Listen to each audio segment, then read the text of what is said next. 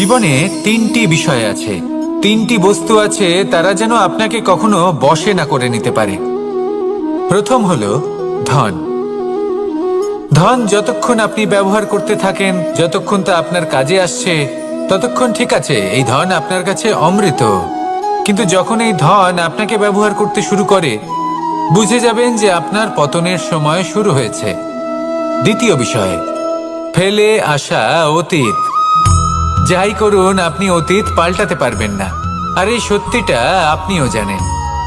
কিন্তু তাও এর বশবর্তী আমরা হয়ে পড়ি, আর যখন তাই হয়, তখন এই সংসারে আমরা যেখানেই যাই না কেন, যত বড়ই সুখ লাভ করি না কেন, সেই সব আমাদের কাছে তিক্ত বলে মনে হয়।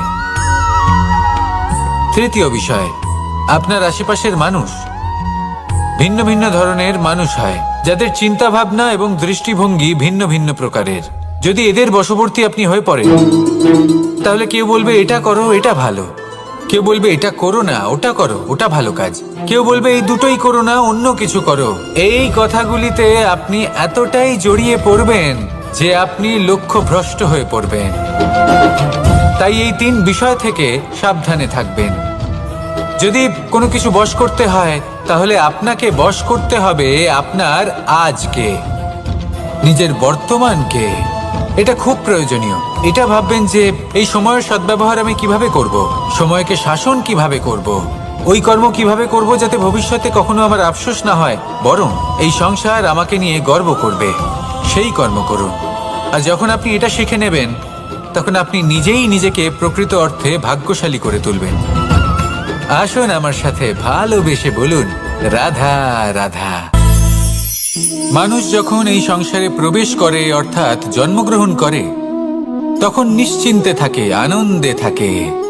কিন্তু যেইমাত্র তার মধ্যে বোধশক্তি আসে, তখন সে চিন্তা করতে শুরু করে। চিন্তা ভবিষ্যতের, সেই সমস্ত বিষয় নিয়ে চিন্তা করে যা ওর হাতে নেই। তারপর বড় হয়, বিবাহ সম্পন্ন হয়, গৃহস্থ জীবন যাপন করে, তারপর আবার চিন্তায় মগ্ন হয়ে যায়। ভাবে এই যে আমার পরিবার, আমি কি ঠিকমতো তার খেয়াল রাখতে পারছি? কাল যখন আমি এই সংসার থেকে চলে যাব, তখন আমার এই পরিবারের দেখাশোনা কে করবে? শেষ পর্যন্ত এই পরিবার তো আমারই উত্তরদায়িত্ব। যাক, আপনাকে একটা প্রশ্ন করি। এই সংসারে আসার পূর্বে আপনি কি এই প্রশ্ন করেছিলেন, এটা ভেবেছিলেন যে আমাকে ছাড়া এই সংসার কিভাবে চলবে? করেননি, তাই তো? তাই আপনার এটা নিয়ে দুশ্চিন্তা করার প্রয়োজন নেই যে আপনি যখন এই সংসার ত্যাগ করে চলে যাবেন তখন কি হবে। আপনি যখন ছিলেন না, তখনও এই সংসার চলছিল। আপনি যখন এই সংসার ত্যাগ করবেন, তখনও এই সংসার চলতে থাকবে। যদি কোনো বিষয়ের প্রভাব থাকে, তা হলো আপনার আজকের তথা বর্তমানের কর্ম। অর্থাৎ আজ আপনি কি করছেন, কার জন্য মঙ্গল করছেন, কাকে প্রেরণা দিচ্ছেন, কাকে সাহায্য করছেন, কোন উদাহরণ প্রস্তুত করছেন। আপনি এই সংসারে যে ছবি অঙ্কন করবেন, সংসার সেটাই মনে রাখবে। তাহলে শুধু সৎকর্ম করুন, মঙ্গল করতে থাকুন, আর আমার সাথে ভালোবেসে বলুন, রাধা রাধা। আমরা চাই বা না চাই, আমরা সবসময় নয় কোনো না কোনো লক্ষ্যের দিকে এগিয়ে চলেছি, বা কোনো না কোনো যুদ্ধ করেই চলেছি। যেমন যে যুদ্ধ মনের মধ্যে চলছে, সেগুলো হলো অন্তর্মনের যুদ্ধ। যেমন পরিবার প্রতিপালনের যুদ্ধ, কর্তব্য পালনের যুদ্ধ, কোনো প্রিয়জনকে না হারানোর যুদ্ধ। এসব যুদ্ধ মনের মধ্যে চলে, এবং সেদিক থেকে দেখতে গেলে আমরা হলাম এই সংসারের সব থেকে বড় যোদ্ধা, তাই না? কিন্তু এই সব যুদ্ধে যদি আপনি জয়ী হতে চান, তাহলে তিনটি বিষয় আপনাকে মাথায় রাখতে হবে। প্রথম হলো, সেই ব্যক্তি যিনি এই যুদ্ধে পরাজিত হয়েছেন, তাকে নিজের থেকে দূরে করে দেবেন না, বরং আপনি তার কাছে যান, তার সাথে কথা বলুন, কথাবার্তা চালান, আলোচনা করুন, তার থেকে পরামর্শ নিন এবং বুঝতে চেষ্টা করুন উনি কি ভুল করেছিলেন, এবং সেই ভুল নিজের জীবনে করবেন না। দ্বিতীয়, সেই ব্যক্তি অগ্রসর হয়ে চলেছেন। আসুন আমার সাথে ভালোবেসে বলুন, রাধা রাধা। মানুষের জীবন হলো তার যাত্রা, এবং প্রত্যেকের জীবনযাত্রার লক্ষ্য হলো আলাদা। এবার মনের মধ্যে এই প্রশ্ন জাগতেই পারে যে এই জীবনের লক্ষ্যটা গুরুত্বপূর্ণ নাকি যাত্রাটা। এবং এই ভাবনায় আমরা কোথাও না কোথাও সব থেকে গুরুত্বপূর্ণ বিষয়ে ভুলে যাই যে সব থেকে গুরুত্বপূর্ণ ব্যক্তিত্ব হলো আমাদের সাথী, আমাদের সহযাত্রী, যার সাথে আমরা এই যাত্রাপথ সুনিশ্চিত করি। এটা খুব গুরুত্বপূর্ণ। আপনি নিজেই দেখুন, মেঘ থেকে বৃষ্টি ঝরে পড়ে। তার লক্ষ্য হলো ধরিত্রী, তার যাত্রাপথ হলো সেই বায়ুমণ্ডল। কিন্তু ও কোন সাথী নির্বাচন করছে তার উপর কত কিছু নির্ভর করে। যদি সাথী হিসেবে ঝিনুককে খুঁজে পায় আর ওই ঝিনুকের ওপরে গিয়ে পড়ে, তাহলে মুক্তয়ে পরিণত হয়। তখন লক্ষ্য কি হয়ে থাকে? ঈশ্বরের আভূষণ। সেখানেই যদি এই জলের ফোঁটা কোনো সাপের সঙ্গ পায়, কোনো সাপের মুখে গিয়ে পড়ে, তাহলে তা পরিণত হয় বিষে। আর তখন লক্ষ্য কি হয়? কারোর প্রাণ হরণ করা। এই উদাহরণ স্থির করে যে আমাদের জীবনে সাথীর নির্বাচন হলো অত্যন্ত আবশ্যক এবং অত্যন্ত গুরুত্বপূর্ণ বিষয়। কারণ সাথীর প্রভাব শুধু যে আপনার পথে পড়বে তা নয়, আপনার লক্ষ্যের ওপরও পড়বে। কখনো কখনো কেউ আপনার লক্ষ্য বদলে দেবে, কখনো উচিতভাবে, কখনো অনুচিতভাবে। সেটা আপনার নির্বাচনের উপর নির্ভর করছে। তাহলে একজন শ্রেষ্ঠ সাথী নির্বাচন করুন আর আমার সাথে ভালোবেসে বলুন, রাধা রাধা। মানুষ বর্তমানে নিজের জীবন অতিবাহিত করেন, কিন্তু তার জীবনে অতীতকাল এবং ভবিষ্যৎকাল এই দুটোরই সমান গুরুত্ব রয়েছে। অতীতকাল অতিবাহিত হয়ে গেছে এবং সেটা জীবিত থাকে আমাদের স্মৃতি হিসেবে, এবং ভবিষ্যৎ হলো সেটাই যেটা আমরা শুধুমাত্র কল্পনাই করতে পারি। এবার অতীতের কিছু স্মৃতি এমন থাকে যা আমাদের কাছে আনন্দময় হয় না, তা কটু হয়, দুঃখজনক হয়, যন্ত্রণাদায়ক হয়। আমরা যা কিছুই করি তা বদলে ফেলতে পারবো না, কিন্তু ভবিষ্যৎকাল সেটা আমরা রচনা অবশ্যই করতে পারি, যদি আজ আমরা শ্রেষ্ঠ কর্ম করি।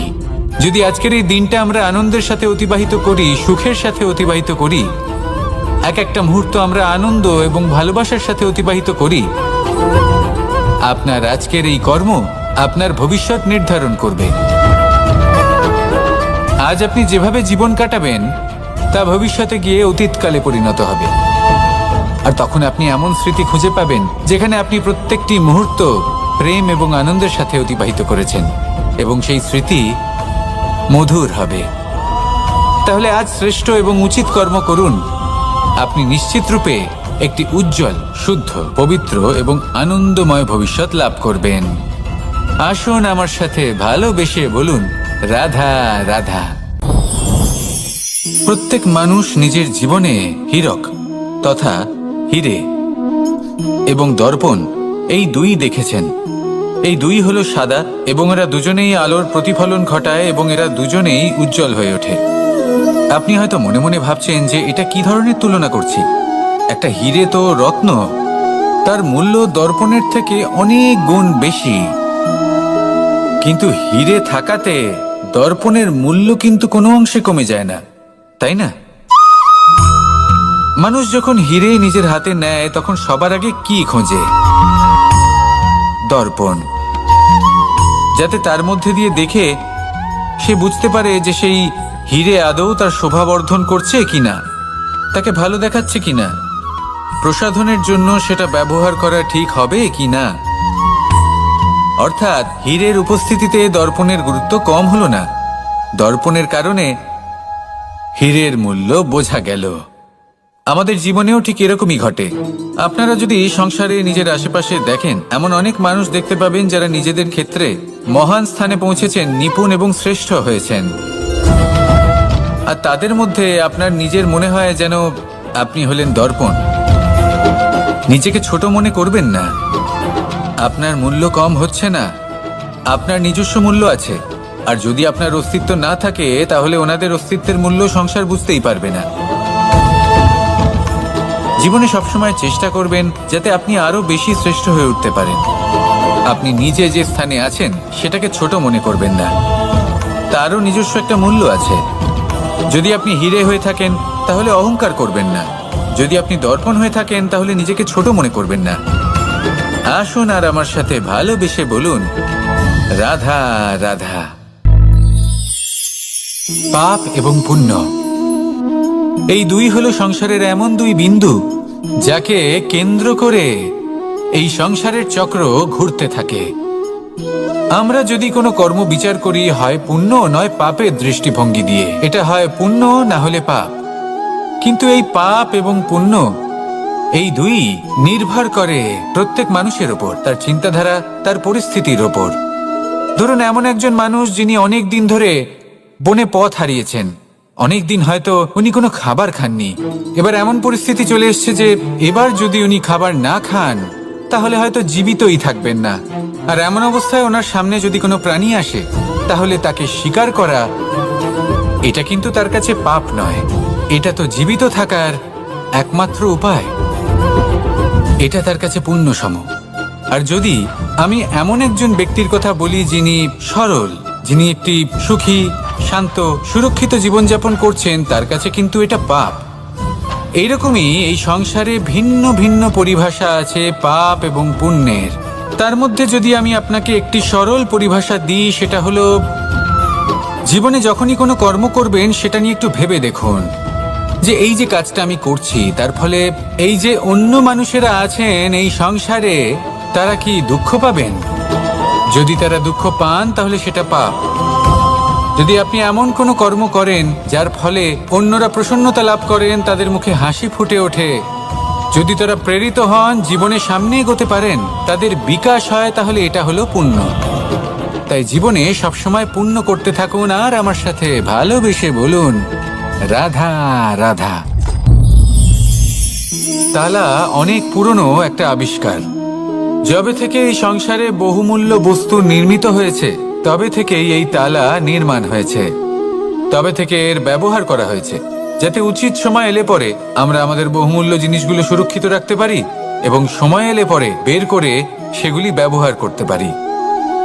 এবার একটা গুরুত্বপূর্ণ তথ্য আছে যেটা জানা অত্যন্ত গুরুত্বপূর্ণ, এবং সেটা হলো যে একটা তালা নির্মাণের পূর্বে তা খোলার যন্ত্র অর্থাৎ তার চাবিটি নির্মাণ করা হয়, এবং এটাই জীবনের খুব বড় একটা শিক্ষা প্রদান করে যায়।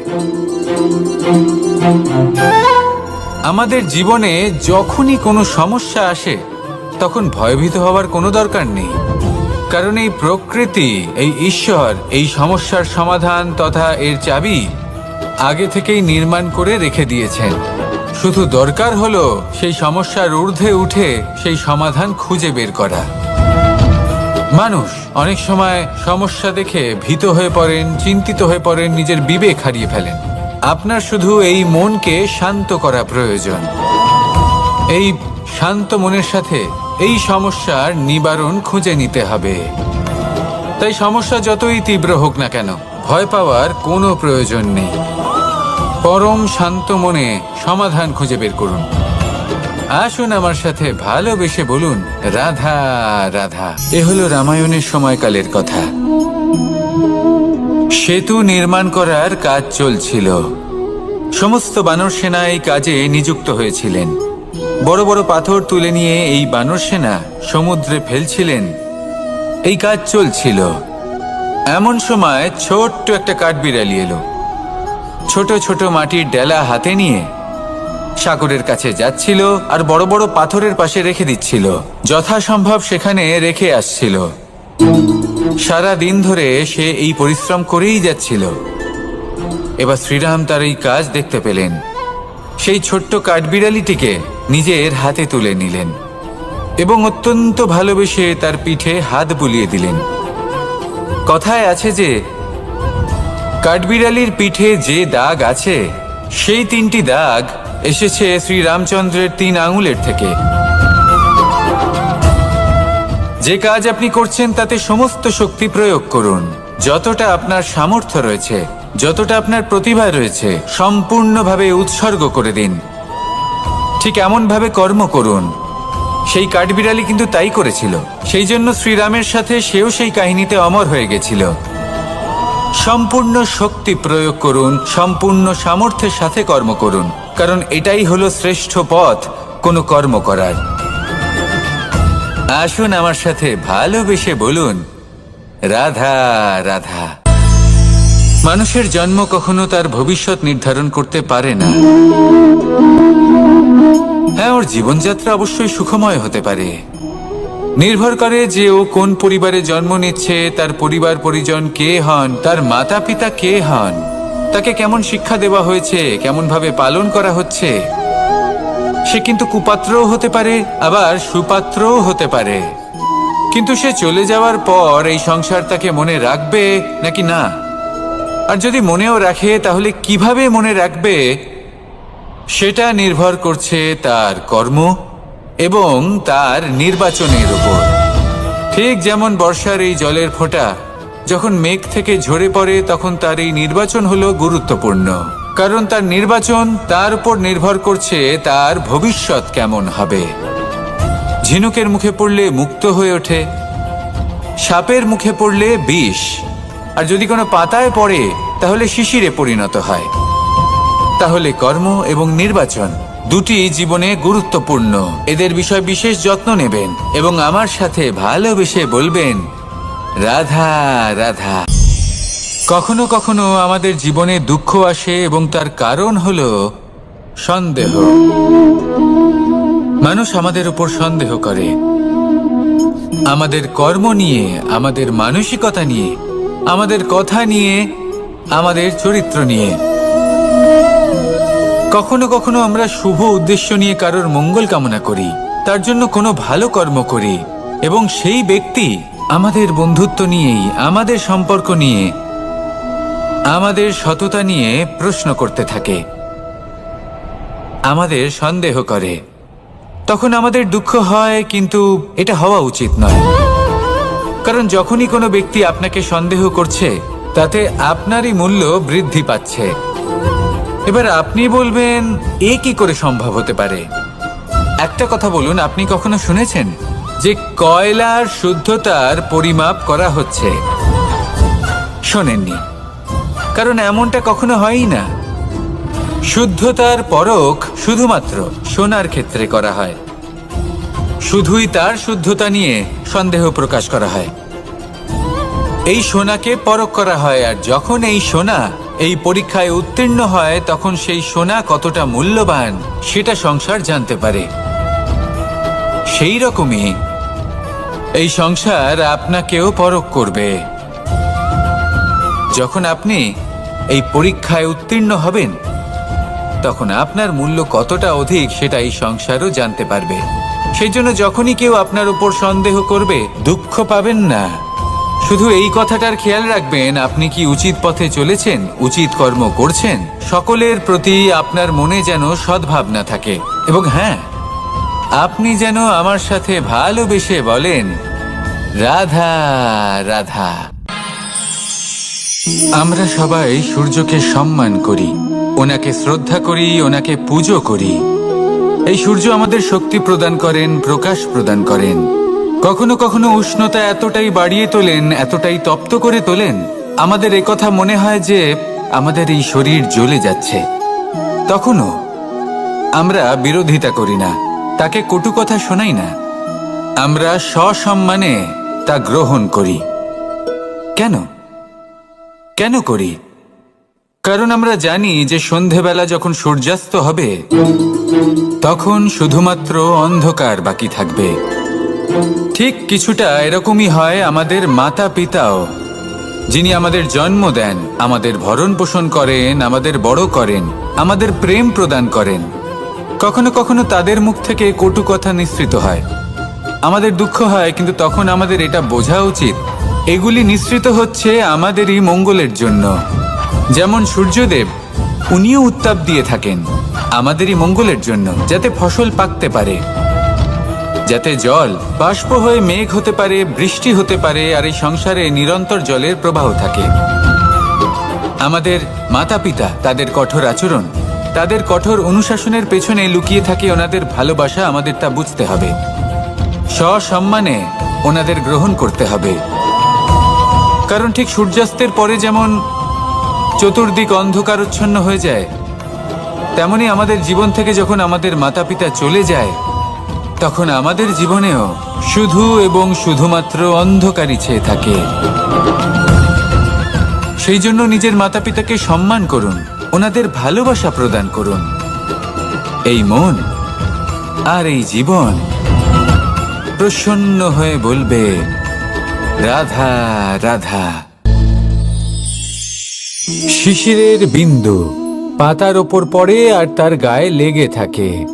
পাতা তাকে শুষে নিতে পারে না, আর শেষ পর্যন্ত সে ঝরে পড়ে যায়। অন্যদিকে রয়েছে মেঘ এবং চাতক। এদের মধ্যে অনেক দূরত্ব থাকে। মেঘ থাকে আকাশে আর চাতক থাকে ধরিত্রীতে। কিন্তু যখন এই মেঘ থেকে বৃষ্টি ঝরে পড়ে, এই চাতক কিন্তু সেই জলই পান করে, নয়তো সে তৃষ্ণার্ত থেকে যায়।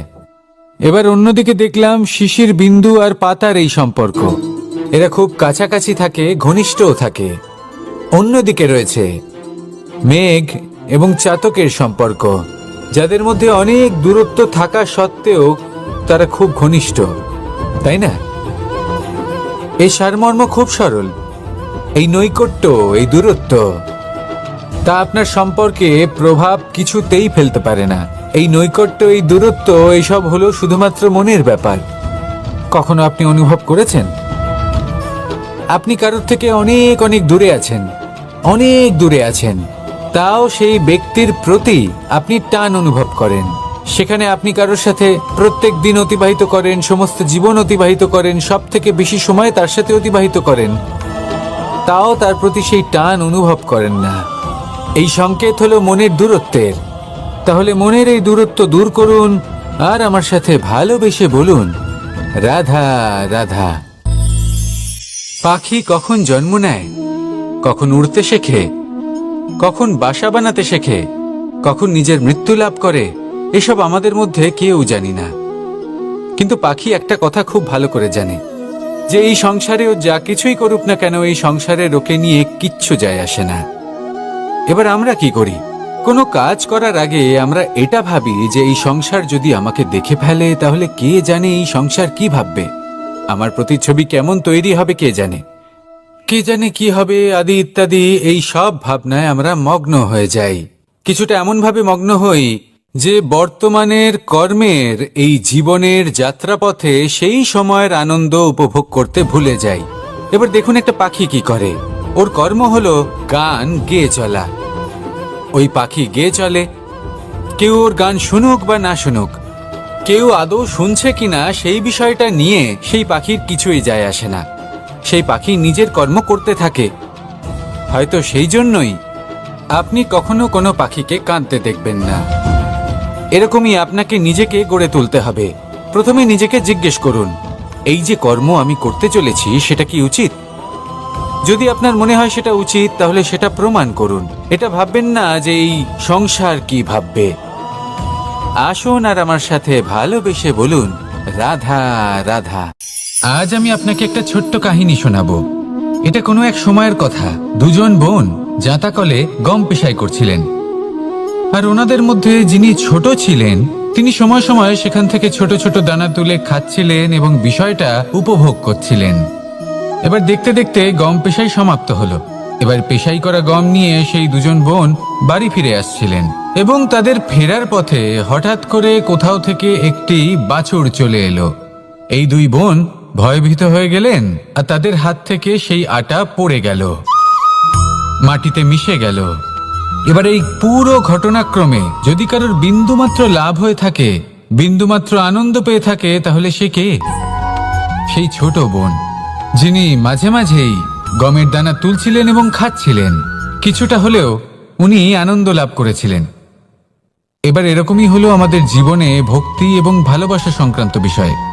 মানুষ নিজের জীবনের দৈনিক কাজে এতটাই ব্যস্ত হয়ে পড়েন, প্রত্যেক দিন শুধু কাজ কাজ কাজ কাজ করতে থাকেন, আর তাতে ভক্তি এবং ভালোবাসার জন্য সময় বার করতেই পারেন না। দেখুন, জীবনে ভক্তি আর প্রেমের এই যে ছোট ছোট মুহূর্ত আছে, এগুলো যদি আপনি যাপন করতে পারেন, তাহলে তাতেই আপনি তৃপ্তি লাভ করবেন। বাকি সবই আপনার ব্যর্থ বলেই মনে হবে। জীবনে যখনই আপনি কোনো কাজ করবেন, ঈশ্বরের প্রতি সমর্পিত হয়ে সেই কাজ করুন। আর যখনই সময় পাবেন তাহলে সেই সময় নিজের আপনজনদের দিন। যাদের আপনি ভালোবাসেন তাদের প্রতি যত্নবান হন, তাদের শুভাকাঙ্ক্ষী হন। এই প্রেম আর ভক্তির ছোট ছোট মুহূর্তগুলো আপনার জীবনকে চরিতার্থ করে তুলবে।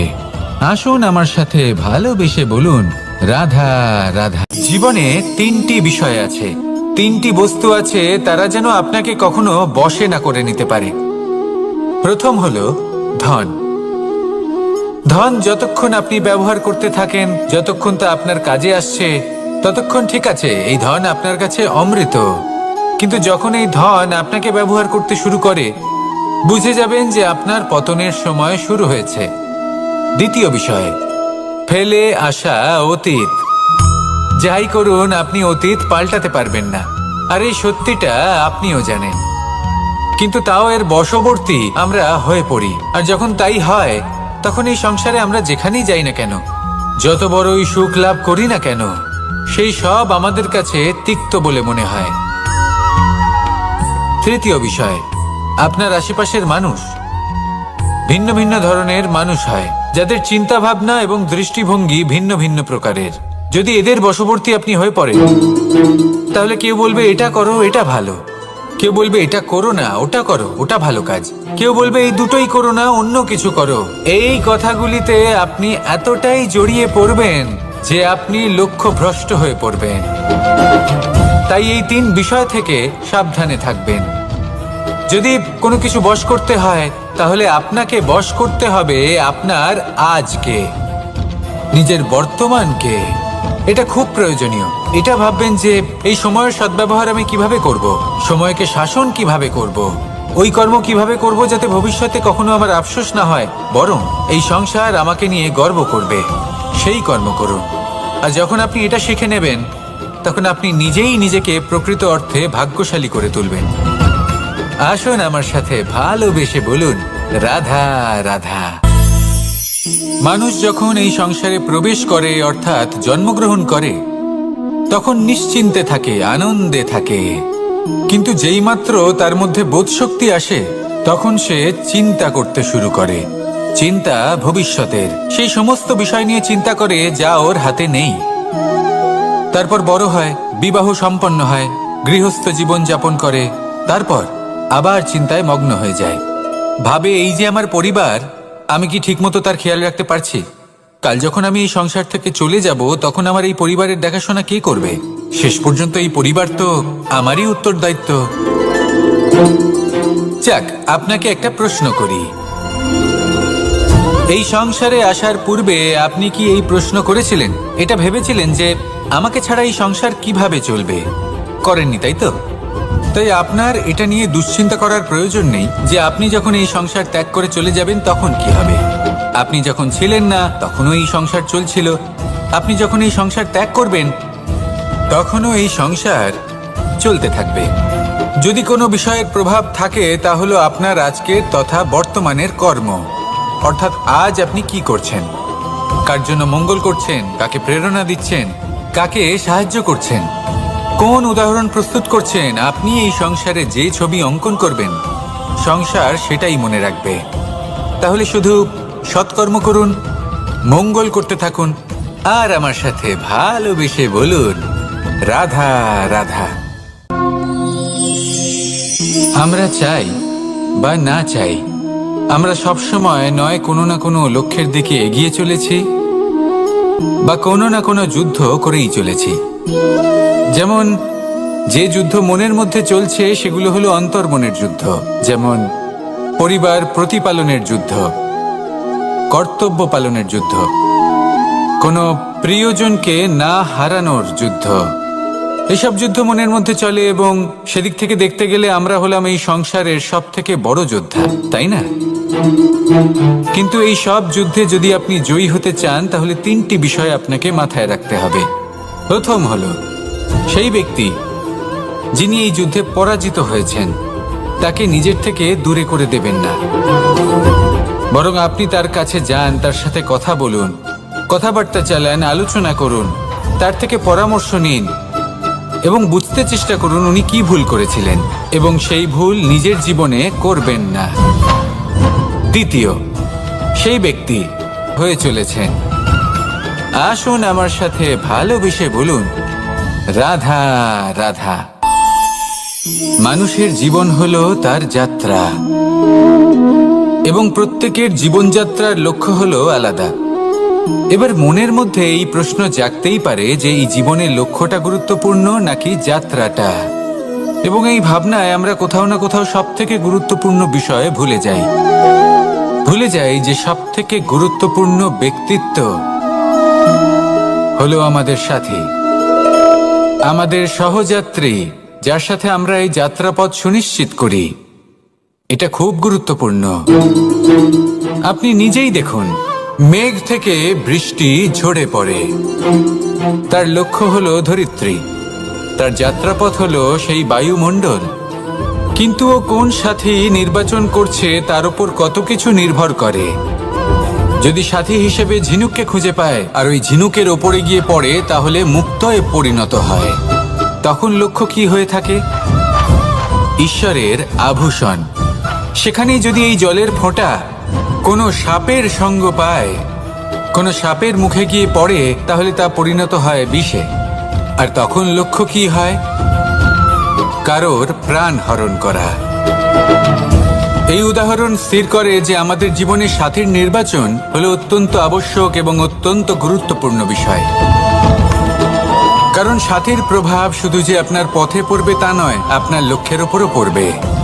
কখনো কখনো কেউ আপনার লক্ষ্য বদলে দেবে, কখনো উচিতভাবে, কখনো অনুচিতভাবে। সেটা আপনার নির্বাচনের উপর নির্ভর করছে। তাহলে একজন শ্রেষ্ঠ সাথী নির্বাচন করুন আর আমার সাথে ভালোবেসে বলুন, রাধা রাধা। মানুষ বর্তমানে নিজের জীবন অতিবাহিত করেন, কিন্তু তার জীবনে অতীতকাল এবং ভবিষ্যৎকাল এই দুটোরই সমান গুরুত্ব রয়েছে। অতীতকাল অতিবাহিত হয়ে গেছে এবং সেটা জীবিত থাকে আমাদের স্মৃতি হিসেবে, এবং ভবিষ্যৎ হলো সেটাই যেটা আমরা শুধুমাত্র কল্পনাই করতে পারি। এবার অতীতের কিছু স্মৃতি এমন থাকে যা আমাদের কাছে আনন্দময় হয় না, তা কটু হয়, দুঃখজনক হয়, যন্ত্রণাদায়ক হয়। আমরা যা কিছুই করি তা বদলে ফেলতে পারবো না, কিন্তু ভবিষ্যৎকাল সেটা আমরা রচনা অবশ্যই করতে পারি, যদি আজ আমরা শ্রেষ্ঠ কর্ম করি। যদি আজকের এই দিনটা আমরা আনন্দের সাথে অতিবাহিত করি, সুখের সাথে অতিবাহিত করি, এক একটা মুহূর্ত আমরা আনন্দ এবং ভালোবাসার সাথে অতিবাহিত করি, আপনার আজকের এই কর্ম আপনার ভবিষ্যৎ নির্ধারণ করবে। আজ আপনি যেভাবে জীবন কাটাবেন তা ভবিষ্যতে গিয়ে অতীতকালে পরিণত হবে। আর তখন আপনি এমন স্মৃতি খুঁজে পাবেন যেখানে আপনি প্রত্যেকটি মুহূর্ত প্রেম এবং আনন্দের সাথে অতিবাহিত করেছেন, এবং সেই স্মৃতি মধুর হবে। তাহলে আজ শ্রেষ্ঠ এবং উচিত কর্ম করুন। আপনি নিশ্চিত রূপে একটি উজ্জ্বল, শুদ্ধ, পবিত্র এবং আনন্দময় ভবিষ্যৎ লাভ করবেন। আসুন আমার সাথে ভালোবেসে বলুন, রাধা রাধা।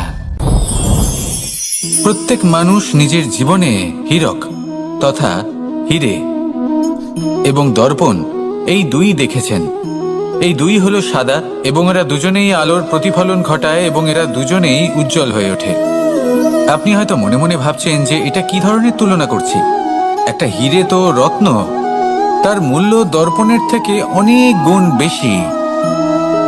কিন্তু হিরে থাকাতে দর্পণের মূল্য কিন্তু কোনো অংশে কমে যায় না, তাই না? মানুষ যখন হিরে নিজের হাতে নেয় তখন সবার আগে কি খোঁজে? দর্পণ, যাতে তার মধ্যে দিয়ে দেখে সে বুঝতে পারে যে সেই হিরে আদৌ তার শোভাবর্ধন করছে কিনা, তাকে ভালো দেখাচ্ছে কিনা, প্রসাধনের জন্য সেটা ব্যবহার করা ঠিক হবে কিনা। অর্থাৎ হীরের উপস্থিতিতে দর্পণের গুরুত্ব কম হলো না। দর্পণের কারণে হীরের মূল্য বোঝা গেল। আমাদের জীবনেও ঠিক এরকমই ঘটে। আপনারা যদি সংসারে নিজের আশেপাশে দেখেন, এমন অনেক মানুষ দেখতে পাবেন যারা নিজেদের ক্ষেত্রে মহান স্থানে পৌঁছেছেন, নিপুণ এবং শ্রেষ্ঠ হয়েছেন। দর্পণ হয়ে থাকেন তাহলে নিজেকে ছোট মনে করবেন না। আসুন আর আমার সাথে ভালোবেসে বলুন, রাধা রাধা। পাপ এবং পুণ্য এই দুই হলো সংসারের এমন দুই বিন্দু যাকে কেন্দ্র করে এই সংসারের চক্র ঘুরতে থাকে। আমরা যদি কোনো কর্ম বিচার করি, হয় পুণ্য নয় পাপের দৃষ্টিভঙ্গি দিয়ে, এটা হয় পুণ্য না হলে পাপ। কিন্তু এই পাপ এবং পুণ্য এই দুই নির্ভর করে প্রত্যেক মানুষের ওপর, তার চিন্তাধারা, তার পরিস্থিতির ওপর। ধরুন এমন একজন মানুষ যিনি অনেক দিন ধরে বনে পথ হারিয়েছেন, অনেক দিন হয়তো উনি কোনো খাবার খাননি। এবার এমন পরিস্থিতি চলে এসছে যে এবার যদি উনি খাবার না খান তাহলে হয়তো জীবিতই থাকবেন না। আর এমন অবস্থায় ওনার সামনে যদি কোনো প্রাণী আসে তাহলে তাকে শিকার করা, এটা কিন্তু তার কাছে পাপ নয়, এটা তো জীবিত থাকার একমাত্র উপায়। এটা তার কাছে পুণ্য সম। আর যদি আমি এমন একজন ব্যক্তির কথা বলি যিনি সরল, যিনি একটি সুখী, শান্ত, সুরক্ষিত জীবনযাপন করছেন, তার কাছে কিন্তু এটা পাপ। এইরকমই এই সংসারে ভিন্ন ভিন্ন পরিভাষা আছে পাপ এবং পুণ্যের। তার মধ্যে যদি আমি আপনাকে একটি সরল পরিভাষা দিই, সেটা হলো জীবনে যখনই কোনো কর্ম করবেন সেটা নিয়ে একটু ভেবে দেখুন যে এই যে কাজটা আমি করছি তার ফলে এই যে অন্য মানুষেরা আছেন এই সংসারে, তারা কি দুঃখ পাবেন? যদি তারা দুঃখ পান তাহলে সেটা পাপ। যদি আপনি এমন কোনো কর্ম করেন যার ফলে অন্যরা প্রসন্নতা লাভ করেন, তাদের মুখে হাসি ফুটে ওঠে, যদি তারা প্রেরিত হন, জীবনে সামনে এগোতে পারেন, তাদের বিকাশ হয়, তাহলে এটা হলো পুণ্য। তাই জীবনে সবসময় পুণ্য করতে থাকুন আর আমার সাথে ভালোবেসে বলুন রাধা রাধা। তালা অনেক পুরনো একটা আবিষ্কার। যবে থেকে এই সংসারে বহুমূল্য বস্তু নির্মিত হয়েছে তবে থেকেই এই তালা নির্মাণ হয়েছে, তবে থেকে এর ব্যবহার করা হয়েছে, যাতে উচিত সময় এলে পরে আমরা আমাদের বহুমূল্য জিনিসগুলো সুরক্ষিত রাখতে পারি এবং সময় এলে পরে বের করে সেগুলি ব্যবহার করতে পারি। এবার একটা গুরুত্বপূর্ণ তথ্য আছে যেটা জানা অত্যন্ত গুরুত্বপূর্ণ, এবং সেটা হলো যে একটা তালা নির্মাণের পূর্বে তা খোলার যন্ত্র অর্থাৎ তার চাবিটি নির্মাণ করা হয়, এবং এটাই জীবনের খুব বড় একটা শিক্ষা প্রদান করে যায়। আমাদের জীবনে যখনই কোনো সমস্যা আসে তখন ভয়ভীত হওয়ার কোনো দরকার নেই, কারণ এই প্রকৃতি, এই ঈশ্বর এই সমস্যার সমাধান তথা এর চাবি আগে থেকেই নির্মাণ করে রেখে দিয়েছেন। শুধু দরকার হলো সেই সমস্যার ঊর্ধ্বে উঠে সেই সমাধান খুঁজে বের করা। মানুষ অনেক সময় সমস্যা দেখে ভীত হয়ে পড়েন, চিন্তিত হয়ে পড়েন, নিজের বিবেক হারিয়ে ফেলেন। আপনার শুধু এই মনকে শান্ত করা প্রয়োজন। এই শান্ত মনের সাথে এই সমস্যার নিবারণ খুঁজে নিতে হবে। তাই সমস্যা যতই তীব্র হোক না কেন, ভয় পাওয়ার কোনো প্রয়োজন নেই। পরম শান্ত মনে সমাধান খুঁজে বের করুন। আসুন আমার সাথে ভালোবেসে বলুন রাধা রাধা।